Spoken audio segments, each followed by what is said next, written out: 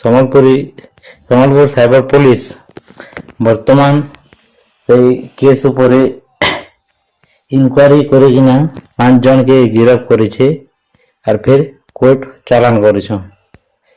সাইবর police ସମସ୍ତଙ୍କୁ ଅନୁରୋଧ କରୁଛନ୍ତି ଯେ ଭିଡ଼ିଓ ଯାହାର ପାଖରେ ବି ଅଛି ସେମାନେ ଭିଡ଼ିଓ ଡିଲିଟ୍ କରିଦିଅନ୍ ବୋଲିକିନା ପୋଲିସ ଚେତାବନୀ ଦେଉଛନ୍।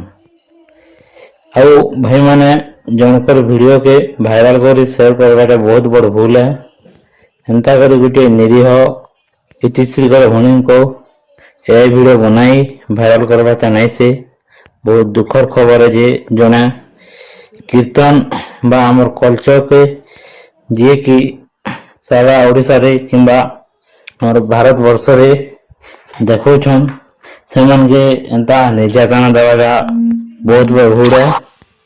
ଆପଣମାନେ ଜାଣୁଥିବେ ଯେ ପଶ୍ଚିମ ଓଡ଼ିଶାର ଜଣାଶୁଣା କୀର୍ତ୍ତନ କଳାକାର ଇତିଶ୍ରୀ ଭଉଣୀଙ୍କର ଯେଉଁ ଭିଡ଼ିଓଟା ଭାଇରାଲ ହେଇଥିଲା ତାକୁ ନେଇକିନା ସେମାନେ ସମ୍ବଲପୁର ସାଇବର ପୋଲିସ ଷ୍ଟେସନରେ କମ୍ପ୍ଲେନ୍ କରିଥିଲେ। ତେଣୁ ପୋଲିସ ଯେଉଁମାନେ ବି ଭାଇରାଲ କରିଥିଲେ 5 ଜଣଙ୍କୁ ଗିରଫ କରିଛନ୍।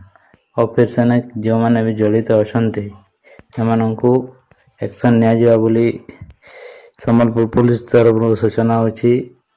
ଏବଂ ଭଉଣୀଙ୍କର ଯେଉଁ ଭିଡ଼ିଓଟା ଭାଇରାଲ ହୋଇଛି ସେ ଭିଡ଼ିଓଟିକୁ ଭାଇରାଲ କରିବାଟା ଭୁଲ ହେ।